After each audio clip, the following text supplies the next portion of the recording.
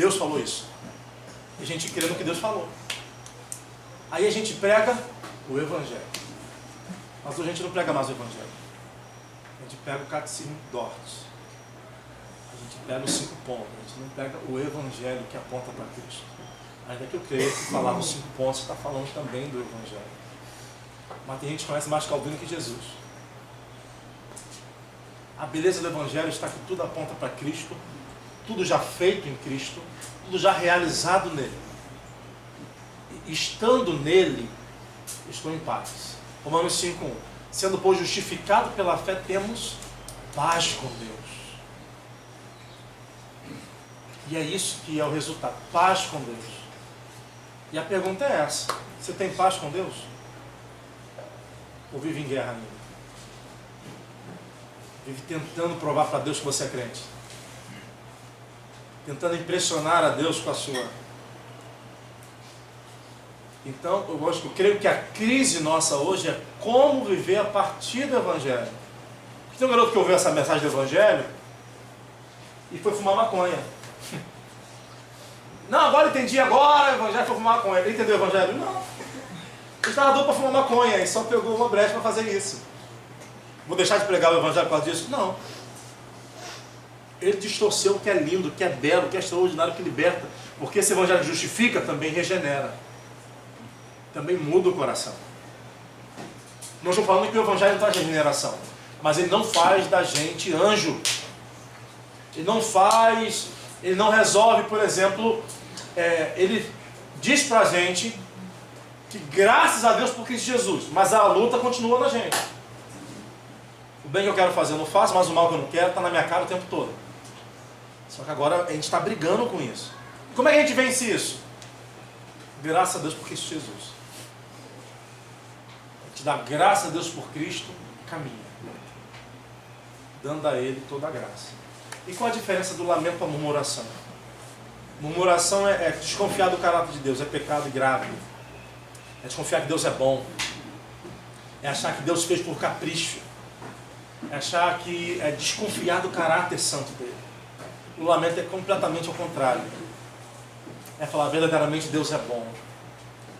E porque Deus é bom, eu vou falar para Ele que eu estou sentindo a bondade, estou vendo a bondade dele na minha vida. E aí eu falo, Deus, mostra a sua bondade para mim, isso é bom.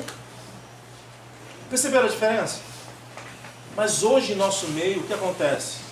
As pessoas conhecem a doutrina da graça, e o que ela faz? Ela se torna alguém que não ora mais, porque agora é tudo conforme a soberana vontade de Deus.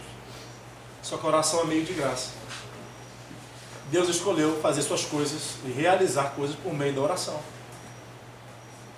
Então devemos orar para que Deus mude situações, para que Deus transforme quadros. Isso não é pecado. Então, eu creio que olhar para Lutero, principalmente nesses 500 anos, é muito importante.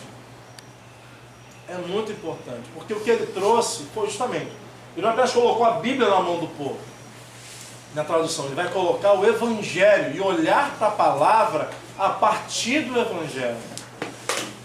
Vocês entenderam ou não a questão de ler o Evangelho? Você pode discordar e perguntar essa questão de a lei no Evangelho. Vocês acham que há lei no Evangelho? Ou há Evangelho na lei?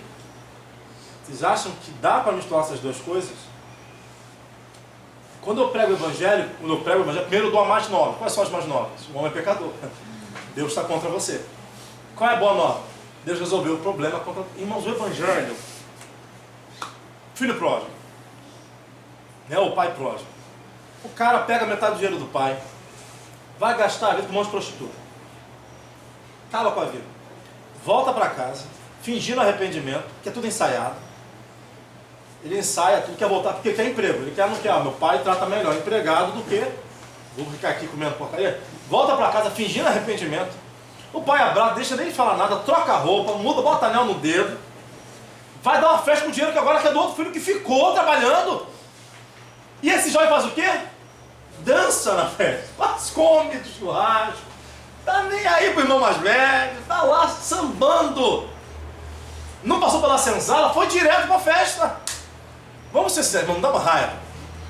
Pensa bem, a gente tá aqui ralando, A gente nem toma banho lá pensando que a gente é crente. A gente não joga bola. Quando toma banho de roupa. Aí me vem o cara lá, sem vergonha, vem lá do mundo agora e vem na... Dá ou não dá raiva, irmão? Dá. Porque na nossa cabeça esse cara aproveitou, tá vendo? Fez um monte. A gente não consegue ver a santidade como algo bom. É sempre peso. Você acha que o cara que curtiu a vida, ele não curtiu nada, ele acabou com a vida, perdeu anos da vida em porcaria. Só que agora esse cara que voltou pra cá, ele foi aceito pelo Pai. Irmão, todo aquele que encontra o Evangelho tem o quê dessa cara de pau diante de Deus, entendeu? Ele participa da festa, ele crê que foi perdoado. E deixa o irmão dele chato ficar falando lá, não tá nem aí, ele tá ouvindo e vai participar da festa da graça. E a gente, crente chato, fica lá perturbado porque ele não sabe citar de cor o catecismo de Heidelberg. Mas ele tá lá sambando para a glória de Deus. E dá uma satisfação na gente terrível. A gente não consegue celebrar a graça. A gente vê, exemplo, antigamente era só festa vazia, entretenimento, aí conhece o Evangelho. Não consegue mais festejar de verdade. Traz alegria. Isso não é o Evangelho que eu conheço. O Evangelho me joga para a vida de verdade, para a esperança verdadeira. Eu participo da celebração da graça, da santificação que é boa. E a santificação é um processo não neurótico, não de gente tentando ser melhor do que o outro, tentando agradar a Deus por Ele mesmo, porque sabe que Deus não se agrada na gente, Deus se agrada no Filho. E Ele se contenta em ser do Pai, acabou, e percebe que em Cristo é tudo feito. E como caminhar agora? Em liberdade de vida, novidade de vida, não dando ocasião para a carne. Para que a lei? Porque para a gente fingir que ama. A lei só é para criança espiritual. Meus filhos precisam de lei. Não toca, não atravessa, não faz isso. Imagina você desse tamanho atravessando a rua, seu pai, filho, olha para os dois lados. Pô, pai, pelo amor de Deus. Já aprendi. A lei é para a gente fingir que ama. Onde há o amor, não precisa de mais de lei. Porque a lei é o amor. O resumo da lei é amar o próximo, a Deus e ao próximo. Onde tem amor por Deus e o próximo, precisa de lei. Fala para não cobiçar? Precisa de lei, fala para não adulterar? Porque eu amo a Deus, amo o próximo, eu quero aquilo que Deus deu para ele. Nosso grande problema ainda é a falta de amor. Por Deus e pelo próximo. E isso só o Evangelho resolve.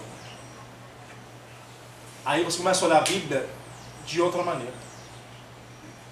Você começa a olhar para a Bíblia e procurando na Bíblia o Evangelho, né? Não vem de nós, mas é dom de Deus. Não vem das obras para que ninguém se glorie. Porque já fomos preparados, ou seja, as obras foram preparadas de antemão para que a gente andasse nela. E a gente tem que se gloriar de obras já preparadas por Deus antes da fundação do mundo. Paulo está explicando a doutrina aqui da eleição, acabou de falar desse beneplácito de Deus, e como Deus salva gentios e judeus, e tudo isso em Cristo Jesus. O que a reforma trouxe, a gente está esquecendo, é esse livre acesso a Deus por meio da fé. Para Lutero, o Evangelho só funciona porque ele é de fé em fé. O justo viverá pela fé. Fé em quê? Que a justiça em Deus foi satisfeita em Cristo Jesus, a gente precisa acrescentar mais em nada. E o Evangelho fala isso, e a gente pode viver nisso. Lutero, ao contrário dos outros pais da Reforma, ele é monotemático, ele só fala disso. Ele só pega da cruz. Está tudo ali. Ele fala que está tudo lá. E é no paradoxo que a gente tem do Evangelho. Quando eu perco, eu ganho. Cristo e a feiura lá daquele homem seminu na cruz, ensanguentado, está ali a feiura humana e toda a beleza de Deus. Está lá o pecado exposto, mas também o amor de Deus revelado. Está tudo junto, né? Tudo assim. E sem paradoxo não dá para entender o Evangelho.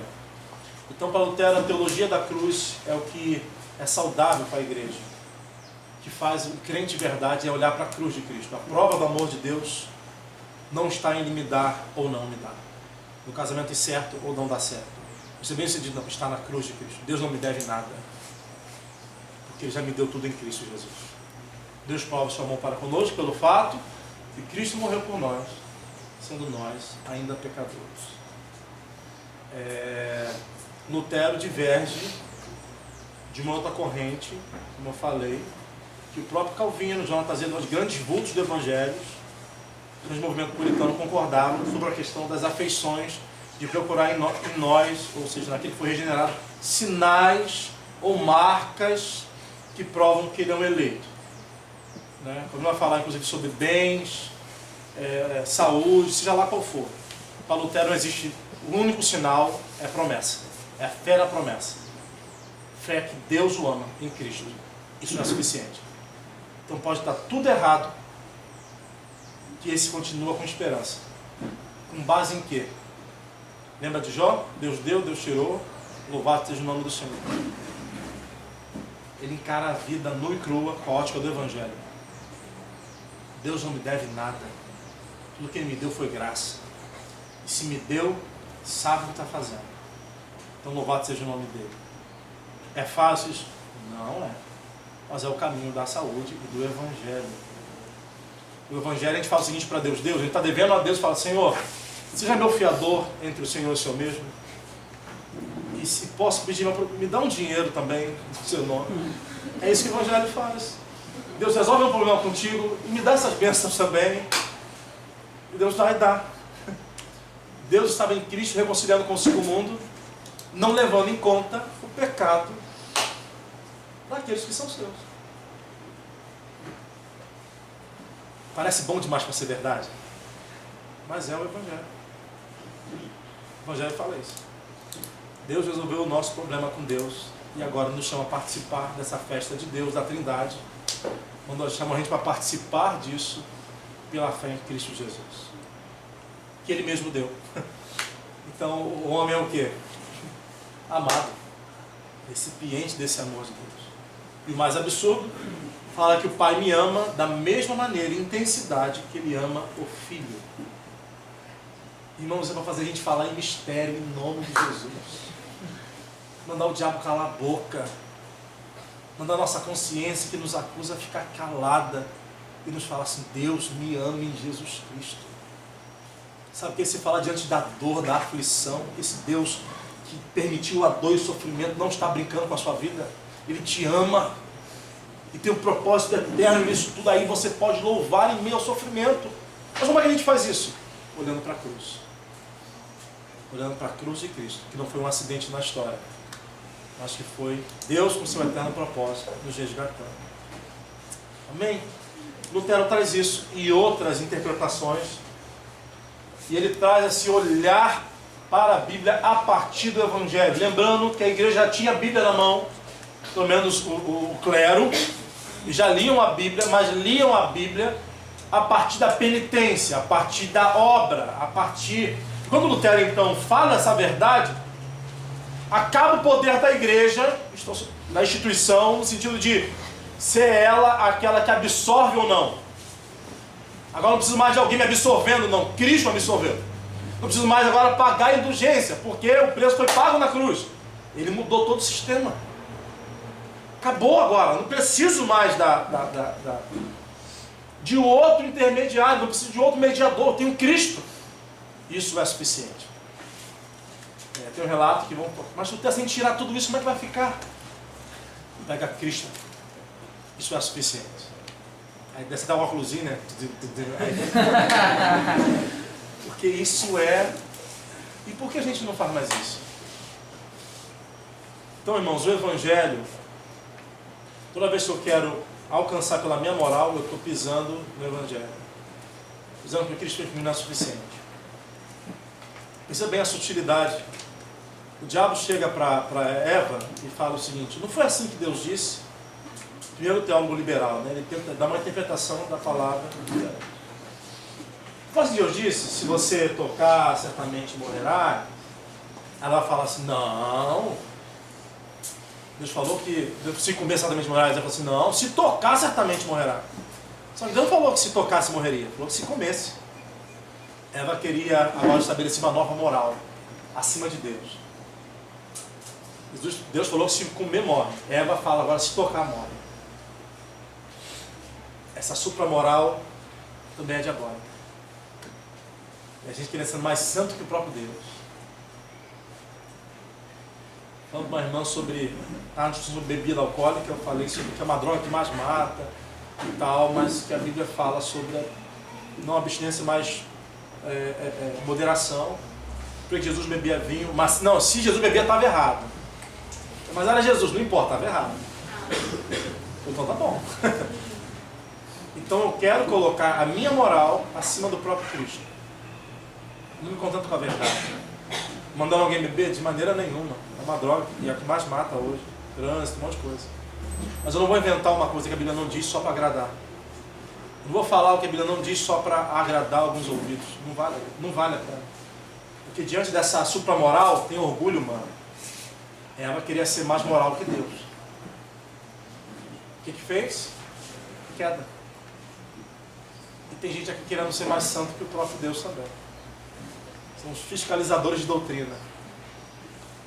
Tim Keller deu um vacilo, não houve mais herege. A gente vai jogando um monte de gente fora por coisas que não são primordial no Evangelho. Em nome, irmãos, não devemos, como foi falado hoje pela manhã, suportar os falsos profetas, devemos denunciá-los. Devemos falar da verdade, porque só a verdade liberta. Mas a gente confundindo falar da verdade sem lágrimas nos olhos. Eu não ouço ninguém que fala da igreja que não chora pela igreja. Porque a igreja é a coisa mais linda que eu já vi na vida. Gente que ama a gente, caminha, chora com a gente. Irmãos, caminha junto. E conheceu ontem, mas parece que conheceu a vida toda, não é verdade? Então, a igreja está diante dessa doutrina. É nessa doutrina que a igreja fica de pé ou cai. Da justificação pela fé. Entendido aí, gente? E aí, vamos lá, crises, podem falar aí. Você aí, discorda disso tudo, né? Lutero é um herege. Vamos lá, gente? Podem falar. Tudo fica ali agora, após o Evangelho, né? Porque assim, meio que dá a entender que às vezes o Evangelho... É o antinomismo, né? Ele põe um descimento da lei. O antinomismo vai falar que a lei não serve para nada. Serve. Para mostrar meu pecado. E agora, em Cristo, eu paro de ter medo da lei. Eu olho como coisa boa. Não adulterar é algo bom. Entendeu? Eu perco medo da lei. E agora eu olho para a lei sem mais medo. Mas não é ela que me define, é o Evangelho. E eu sou capacitado para cumprir a lei? Sim, mas jamais em perfeição. Porque acho que esse é o ponto. Eu sou capacitado para cumprir a lei. Aí quando eu não cumpro a lei, o que eu faço? Desespero de novo. Ué, mas não fui capacitado para cumprir a lei? Por que eu não estou cumprindo?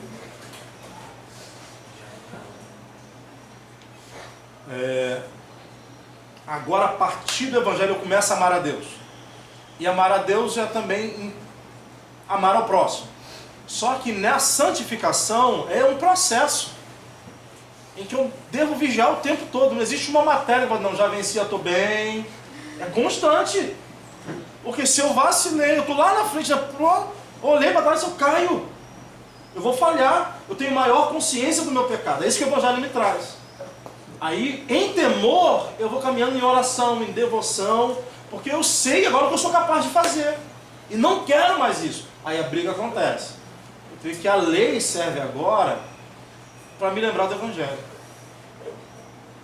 Porque serve para eu correr para Cristo, me serve para eu andar e agradar o Senhor, mas não mais peso.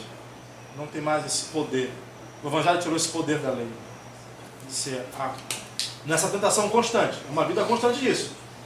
Que eu vou ser tentado, e aí eu vou para a promessa. E vou abandonando o pecado, e confessando, e andando em santidade. A santificação é a marca da eleição. Nós somos chamados para isso. Né? Nós fomos chamados para andar em santidade. O problema é que a santidade é vista como uma coisa ruim. Como oração é vista no nosso meio como o quê? Como luta, né? Pastor, que luta, orar, que luta. A gente não se prepara para oração. A gente não utiliza desse meio de graça. Que prazer poder falar com Deus. Poder falar com um ser infinito, poderoso, mas é pessoal, é Pai. Né? Paulo, por essa causa me põe de joelhos diante do Pai. E a gente precisa. Eu creio que a nossa crise é do quarto. nossa vida falta oração. Tem muita apologética e pouca oração. Aí não tem mais lágrimas nos olhos. A gente fica, parece que tem prazer quando o irmão erra. Aí é o pensamento da lei, né? Do fariseu. E vai criando mais leis em cima de leis, em cima de leis, em cima de lei, para piorar a situação, né, do homem. Eu creio que agora, e essa questão de capacitação da lei é uma prerrogativa mais de Calvino, né, e a segunda leva já dos reformadores. Nós somos influenciados, irmão, gente, aqui no Brasil, muito pelo pietismo, né? O pietismo movimento começou com John Wesley, que da vida piedosa, mas dos sinais exteriores da vida piedosa. Né? Rir demais é coisa de gente que não tem santidade. Né? Crente que é bom é triste. Né? Penetrar. Secular né? Sacro e profano ainda define a nossa vida. Secular e... Né? A gente não consegue jogar um futebol para a glória de Deus. É pecado. No futebol tem muito pecado mesmo. Tem os irmãos presbiterianos aí que só Jesus. Não entra nem na piscina para não tomar banho, sem medo da imersão. Né? E sentar ali, vou batizar mesmo, aviso logo, hein? Mas a gente não consegue ver. Aí Calvino tem uma palavra maravilhosa em relação a isso. Vai olhar para a vida toda como uma vida toda para a glória de Deus. Né? Ser um profissional para a glória de Deus. A gente precisa, todo mundo quer ser. Aí eu ouço isso, né? Dê sua vida, vá para o campo e morra. Eu falo, vai você, poxa. Vai você lá para o campo e morre. Porque a gente quer se fabricar heróis, irmão. O heroísmo acabou com a minha vida. Eu queria muito com gente. Eu dormia com culpa, irmão. Estou dormindo, podia estar orando, né? Cara, depois de pregar 3 vezes por dia, subir morro, botar minha vida em risco, não ter tempo de abraçar meu filho, dormindo com culpa. Eu tentei viver pela lei, gente. A igreja gosta dos heróis. Só que a gente não é Ulisses de Troia. Nós somos discípulos de Jesus. Tem ir para o campo morrer, não. Você pode ser... Se não chamar para o campo, tu não vai resistir, tu vai para o campo e vai morrer. Tenha um bom casamento, seja feliz, uma boa profissão, e seja para a glória de Deus. Seja um bom pintor, um bom artista, seja um bom médico, para a glória de Deus também. Porque a gente vai criando essas castas, aí você lê um monte de biografia, o cara começa lá na fé, vai ler John Owen, meu irmão vai parar na fé, porque, meu irmão, o cara é brabo, não é verdade? Lê John Bonham, cara, graça abundante ao mais vil pecador, lê esse cara lá confessando, com medo da sua eleição de não ser salvo, de um monte de coisa, já que esse homem encontrou abrigo. Vai ler esses caras confessando, vai ler Agostinho, confessando, confissões. Aí tu lê biografia, bota o cara, pronto para casar, David Brainerd, pronto para casar, né, tuberculose, casar, não, fica aí, tchau, filho, acabou, vou morrer no campo. A menina definhou e morreu, filha de João Azevedo, definhou e morreu, e o cara foi pro campo morrer. Aleluia, esse cara me influenciou muito, mas não quero fazer isso não, Deus me livre. Se Deus me chamar, eu vou, cara, sofrer essa quando necessário, gente. Essa teologia nossa aqui também do martírio, da penitência, é forte na gente. Né? A gente acha que o cara que está lá dando a vida, ele está afinzão de fazer isso. Não, ele não tem escapatória, eu vou fazer. Eu creio em Cristo.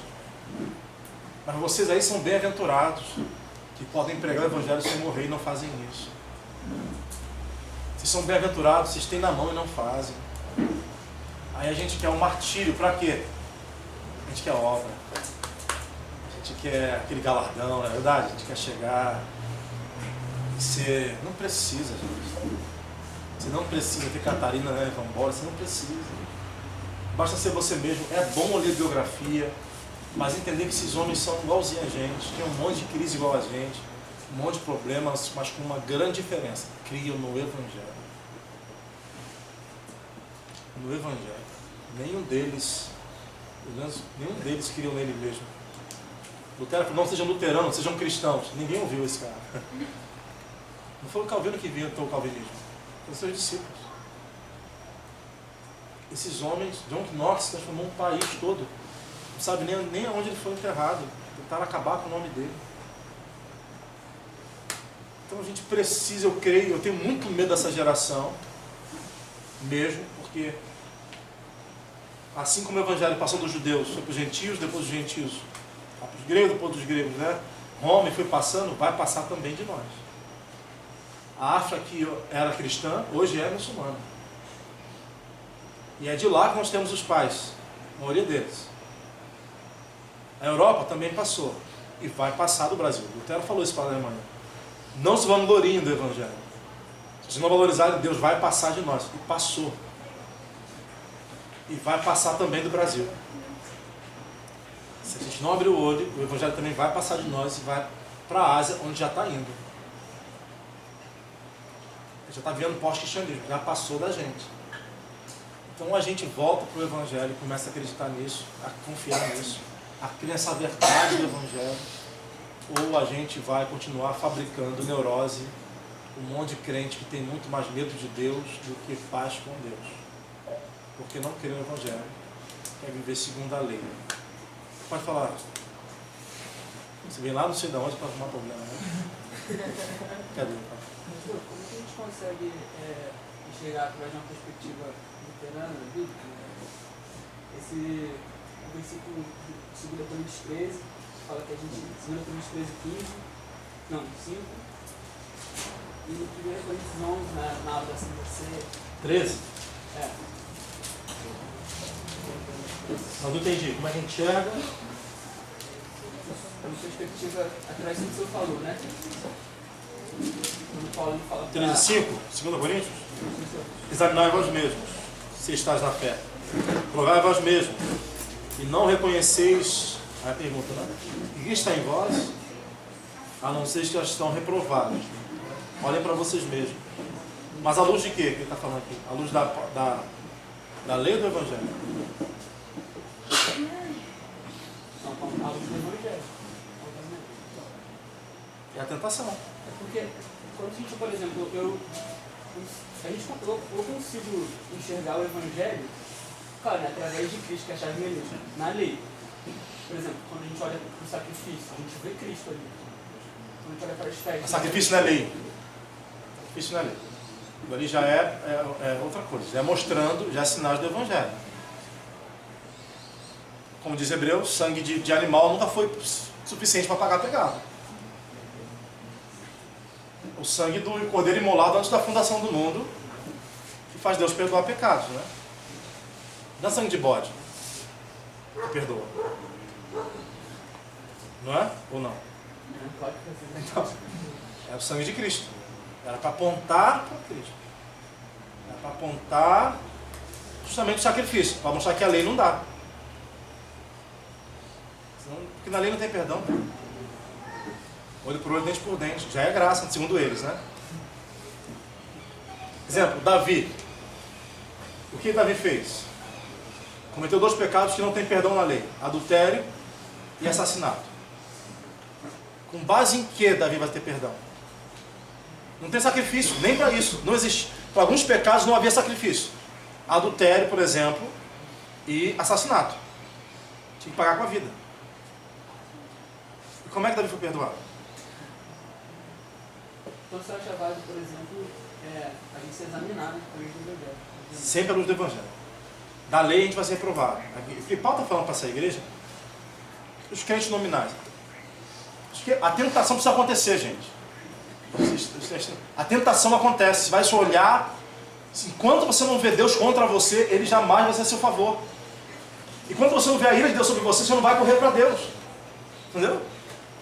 Quando você ficar com medo do diabo, apenas do pecado, você não vai correr, você tem que olhar Deus contra você. Porque ele vai falar da obra estranha de Deus e a obra revelar. Qual é a obra estranha? Deus se revela contra você. Deus coloca a lei na sua cara e vai examinar, examine e posiciona a si mesmo. Você se acha digno quando você se examina para tomar ceia? Então, o que Paulo está falando? Examine, se vê reprovado, creia no Evangelho. Tome. E tem gente que olhava e achava que é digno. O pecado é se achar digno, cara. Entendeu? O pecado é não se avaliar. O pecado é não olhar para você e não passar pela tentação. Para meditar e correr para a oração da promessa de Cristo. E Paulo está falando que para examinar, não é que vocês foram reprovados. Olha para a vida de vocês, pô. Vê se de verdade o Evangelho, porque o Evangelho transforma.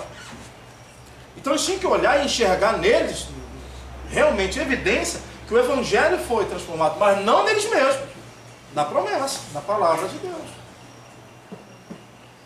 Não vem, né? E senão o Paulo seria esquizofrênico. Em Gálatas, logo em seguinte, ele já fala outra coisa, não serve de nada a lei, para esse negócio, é pelo Evangelho, é pelo Evangelho. A lei caducou, a lei é aio, gente. Gálatas. Para que a lei? Nós somos filhos da lei ou da promessa?